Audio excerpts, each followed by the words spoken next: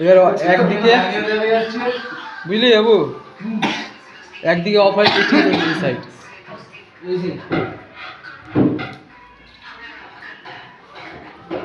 তোরা খাবি না? কবে খাবি? কালকে?